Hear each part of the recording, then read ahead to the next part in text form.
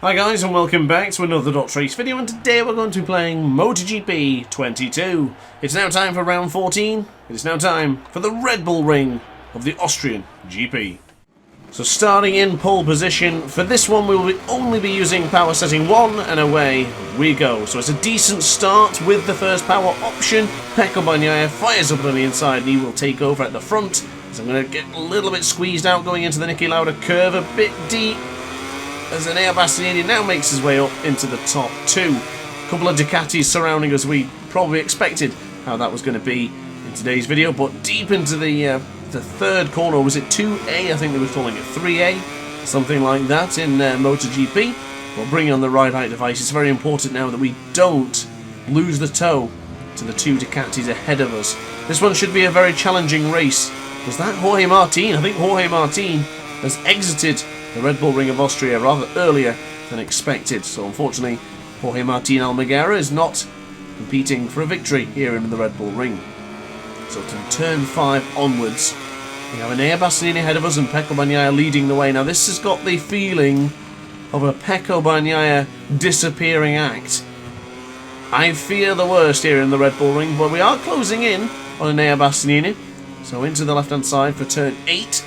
Could get the opportunity here as we get the change of direction into turn 9, and then hopefully on the brakes for turn 10. It'll take a very brave man. Are we brave enough? Let's see how brave we are. Up on the inside, pushing through. We're up in the inside. We're up into second place. Brilliant performance going into turn 10. So then, we have Enea Bastianini dispatched off. Now it's time to get Pecco Bagnaia, the world champion, of course, of MotoGP in real life in 2022. As we close in on the brakes into turn 1, just touching the outside of the circuit there too many times, and it's a metaphorical slap on the wrist. But now into the difficult change of direction here from 2 to 2A as we get the launch into the left hand side for turn 3.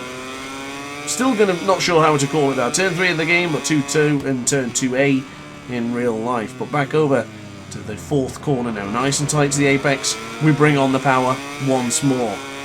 And once again guys, if you are new to this channel and you're yet to see, we only use power setting 1 for MotoGP category because the AI just simply isn't competitive enough. So using the 120% difficulty with power setting 1 gives us the most entertaining battles we can imagine here in the latest installment of MotoGP.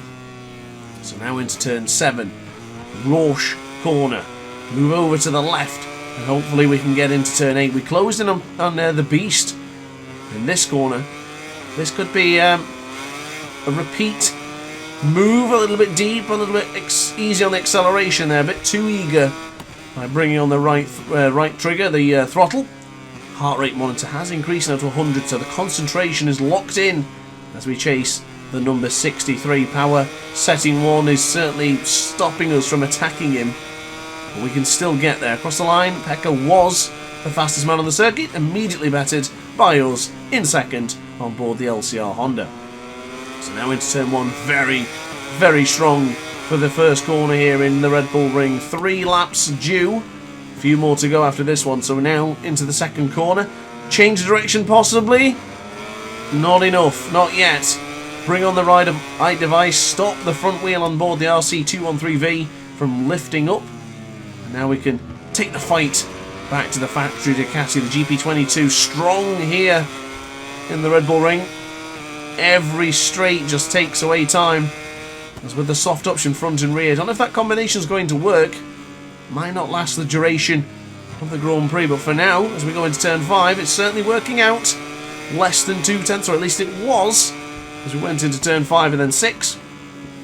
And now into turn 7 once again. Very difficult corner to get right that. Run it too deep and you run the risk of hitting the front, and then run it in too tight to the apex, you touch that rumble strip and you're gone. So we've got to be very careful for turn 7, but back over to the right hand side, this time in anger, but not as angry because we weren't pushing as far as we can with the right hand side of the tyre. But back into turn 10 for the third time and asking, and we could launch into the Red Bull mobile corner. Not happening yet, a little bit deep actually for my liking. Probably would have been better to not have a think about a lunge and just try and get closer to the man ahead of us. So only losing 0.2 of a second on that lap, but yet again, another 129, and yet again, still using the power saving, the economic mode for the power here in MotoGP 22. So back over into turn 2. This is where we really close in on the AI, getting close there, touching the rear, Michelin on Michelin. We got super close to Pecco there. Actually, well, we basically sat on his Ducati there. Whoa, Pecco had a massive moment.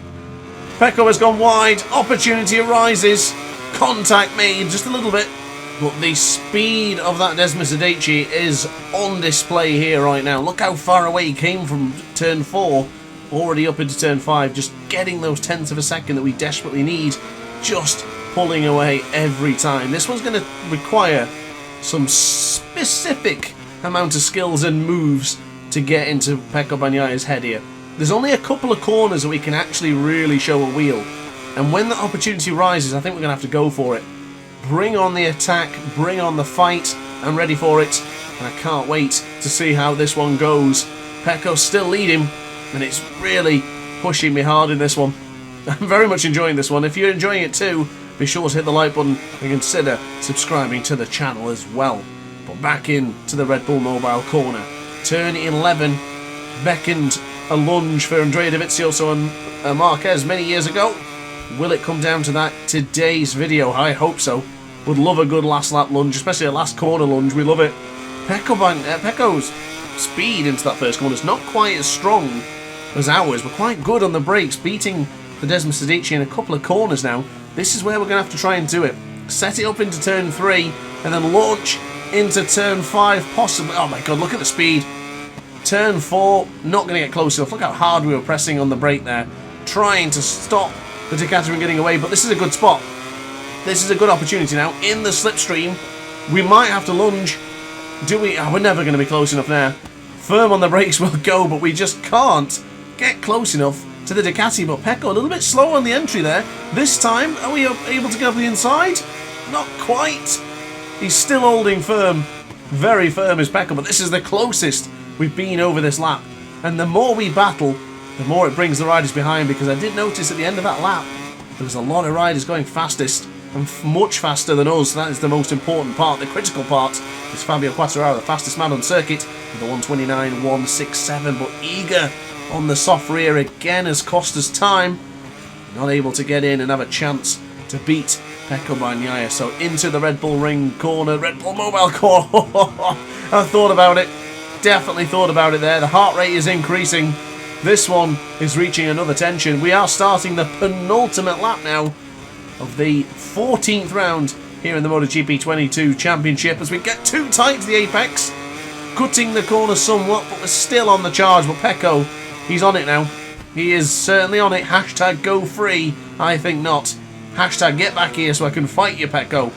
Don't be wanting to lose this one. Oh, but he is pulling away. Wow. The speed, power setting 1 just lets us down every time, but of course that is the challenge that they undertook us. Oh, goodness me, Bastianini. He's right behind me now.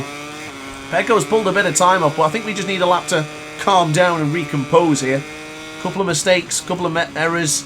We've still got a lot of time in this one. Pecco making a mistake into the Schoss Gold for turn 5. As we now got... Oh, Bastianini's down. Bastianini's out of this Grand Prix.